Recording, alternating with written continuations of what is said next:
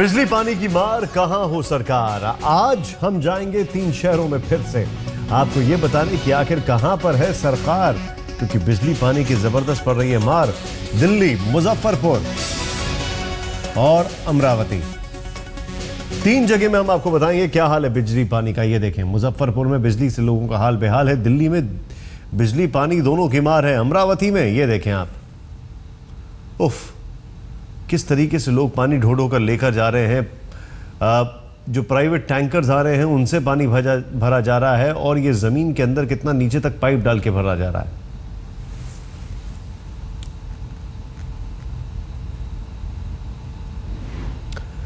तीन जगह है और 3 संवाददाता। आइए देखते हैं कौन कौन हमारे साथ जुड़ चुका है मुजफ्फरपुर, दिल्ली और अमरावती से।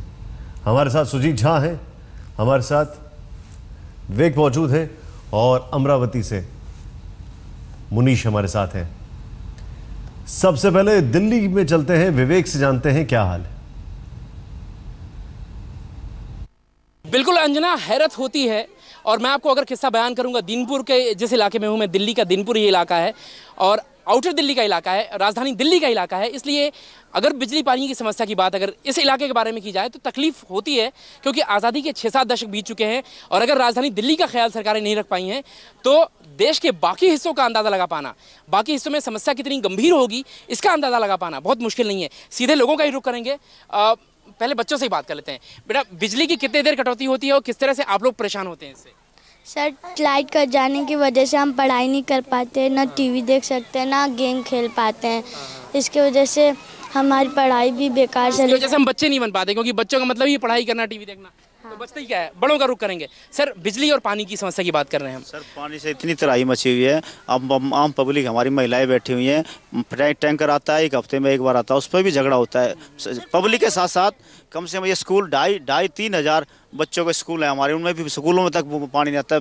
बच्चियाँ पानी बगैर प्यासी मर जाती हैं। यानी घर तो घर, स्कूलों में पानी नहीं आता।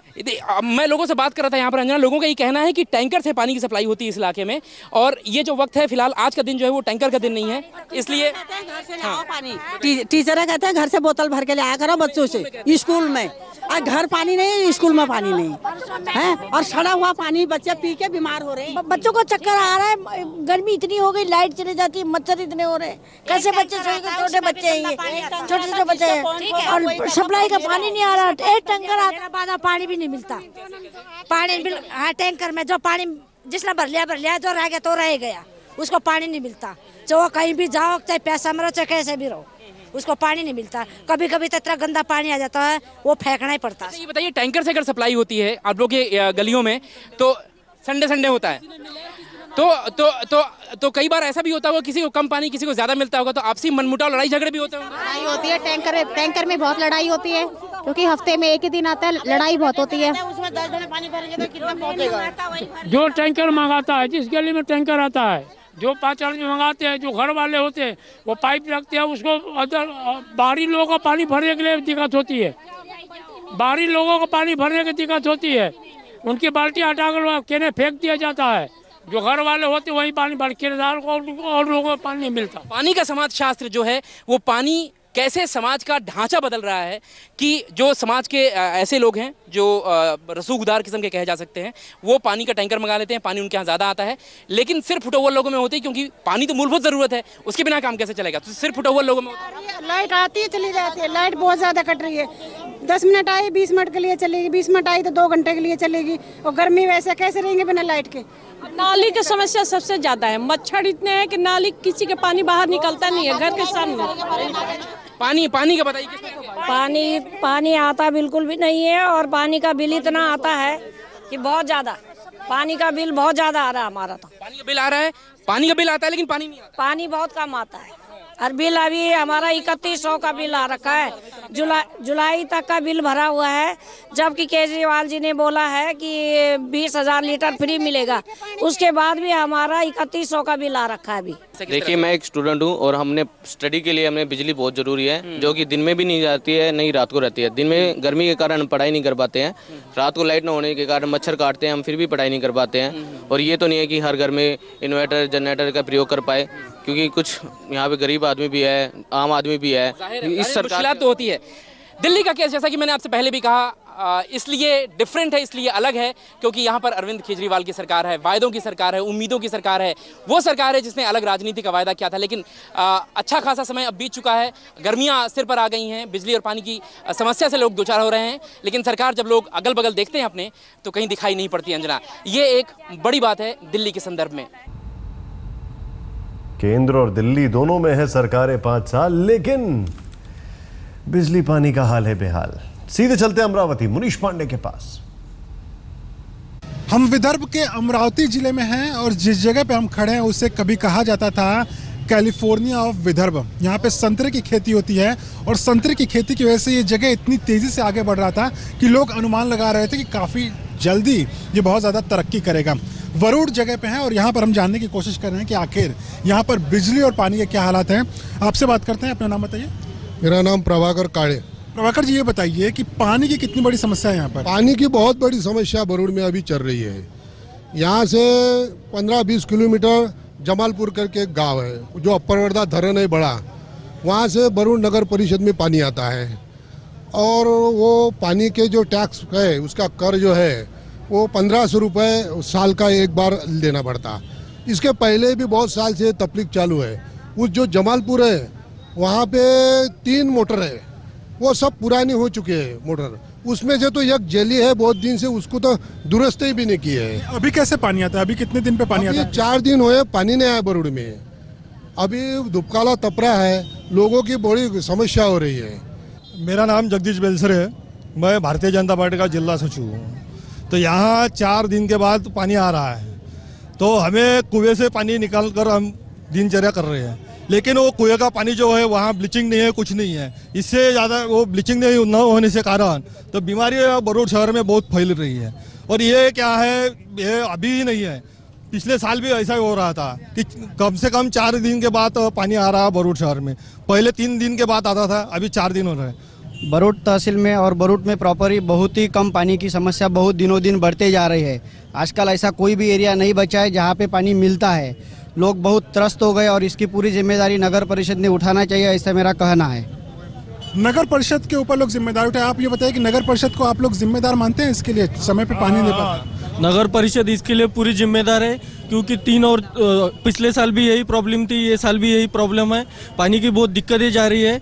उसके बाद में विनती करने के बाद भी नगराध्यक्षों को कोई यहाँ पे प्रशासन ध्यान नहीं दे रहा है, बल्कि विधायक भी ध्यान नहीं दे रहे हैं। इसलिए मैं सरकार से गुजारिश करता हूँ कि थोड़ा ध्यान देना चाहिए।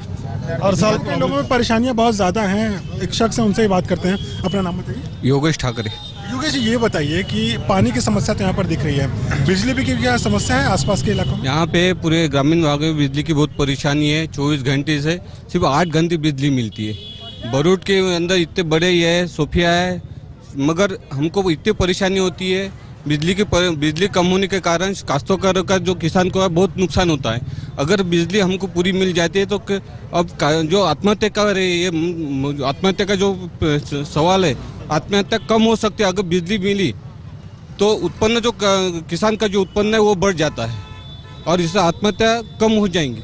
के इलाके में है, यहाँ पर आत्महत्या की काफ़ी खबरें आती हैं। कहीं ना कहीं किसान जो हैं बहुत ज़्यादा आत्महत्या कर रहे हैं क्योंकि इस बार फसल खराब हुई है और ऐसे में उनका कहना है कि अगर बिजली की सप्लाई थोड़ी ज़्यादा हो जाए तो ज़्यादा अच्छा हो जाएगा उनके लिए।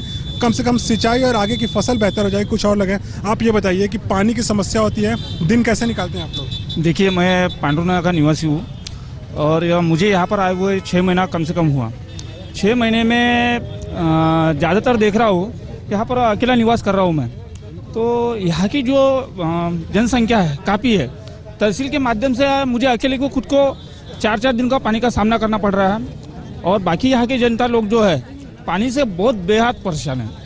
यानी 2 दिन पानी यानी पूरा नहीं हो सकता और 4-4 दिन और 5-5 दिन में यहाँ पर लोगों को पानी लेना पड़ता है। 4-4 क्या हाल है बिहार के मुजफ्फरपुर का, क्योंकि हम बात कर रहे हैं चुनावी साल की। आइए देखते हैं। बिजली पानी की समस्या को लेकर हम आप पहुंचे हैं मुजफ्फरपुर। उत्तर बिहार की सबसे प्रमुख शहर है ये, और यहाँ क्या समस्या है बिजली और पानी की, यहाँ के लोग से जानते हैं। यहाँ पर जो लोग बैठे हुए हैं, बिजली की समस्या बड़ी समस्या है इस शहर के लिए। और आंधी पानी से पहले बिजली का 2 घंटा ही कटती थी, जब से इधर भूकंप के बाद लगातार बिजली 8-8 घंटा कट जा रही है, तो इसके कारण आम लोगों को काफी कठिनाई हो रही है। खास के पीने का पानी का इसमें दिक्कत हो जाती है, क्योंकि लोग बोरिंग मशीन चला नहीं पाते और पानी भर नहीं पाते। लोग हलकान रहते हैं, और छोड़ दीजिए हॉस्पिटल में जाइए, अन्य जगह लोग बिजली नहीं है तो एक्सरे नहीं होता है, लोगों का इलाज नहीं हो पा रहा है। ये बड़ा दर्द भरी कहानी है, और पानी पीने के लिए लोग तरस रहे हैं, अच्छा पानी नहीं मिल रहा है। पहले से ही व्यवस्था बिजली की बहुत खराब थी। एक कहावत है, चिराग तले अंधेरा। यहाँ थर्मल पावर है, उसके बावजूद थर्मल पावर के आसपास मुजफ्फरपुर शहर ही नहीं पूरे जिले में बिजली का घोर अभाव है। मुश्किल से 2-4 घंटा 5 घंटा बिजली पहले ही से रहती थी। अभी तो आंधी तूफान आई है, उसके पूर्व से ही स्थिति बहुत खराब है। जहाँ तक पानी की व्यवस्था की बात है, तो शहर में पानी के लिए तो अभी जो गर्मी की स्थिति है, इसमें लोगों को बुझा रहा है कि क्या स्थिति है। बहुत ही नगर निगम के द्वारा पानी का जो व्यवस्था की गई है वह बहुत ही खराब स्थिति है। 10-20 साल से स्थिति खराब है। माना जा रहा है कि यहाँ की आबादी 5 लाख से ऊपर पहुंच गई है, लेकिन आपको बता दें कि पानी केवल 30% लोगों तक ही सप्लाई कर पाती है, जो सरकारी पानी है। बिजली पानी 21वीं शताब्दी में मनुष्य की आवश्यकता नहीं बल्कि आवश्यकता है, उसके बगैर जिया है। और मुजफ्फरपुर में भी वही स्थिति है। पानी नहीं आने के और नहीं मिलने के कई कारण है, तकनीकी कारण। एक तो व्यवस्थागत है कि पुराने टंकी और वो जो पाइपलाइन है वो जर्जर हो गए हैं, नए टंकी बनाए गए हैं। तो केवल हर एक वार्ड, यहाँ जितने वार्ड हैं उसके कई लेनों में तो आज तक पानी का व्यवस्था किया ही कि नहीं, पाइप नहीं बिछाया गया। बहुत सारी कॉलोनीज ऐसी है जहां की पाइप की व्यवस्था नहीं है, और पावर रहने पर भी, नहीं रहने पर तो सप्लाई नहीं होता है, रहने के बावजूद भी जो फोर्स होना चाहिए वो फोर्स नहीं होता है। इसके कारण आदमी परेशान होता है। देखिए, सरकार तो पूर्व से भी हम लोग देख रहे हैं, नगर निगम की जो स्थिति है, नगर निगम सिर्फ टैक्स लेने के लिए मात्र रह गया है। जो पानी की समस्या मुजफ्फरपुर कहने के लिए, मुजफ्फरपुर बिहार का अघोषित राजधानी है, लेकिन यहाँ पानी की जो सुविधा की बात करें तो बहुत सारे एरिया में तो पाइपलाइन ही नहीं बिछा है। जो टंकी पूर्व में बने हुए टंकी बेकार है, जर्जर है, वो किसी काम का नहीं है। डायरेक्ट पानी दिया जा रहा है, जहां तक पाइप जो चल रहा है, काम चला, वहां तक पानी जाता है। सबसे बड़ी बात कि कांटी थर्मल पावर बगल में है, बावजूद इसके मुजफ्फरपुर में बिजली की समस्या है, वोल्टेज कम है। इन तमाम बातों को ध्यान में रखते हुए सरकार को यह देखना पड़ेगा कि आखिर मुजफ्फरपुर में, जहां पे जो उत्तर बिहार की प्रमुख शहर है, वहां बिजली पानी की इतनी समस्या क्यों है।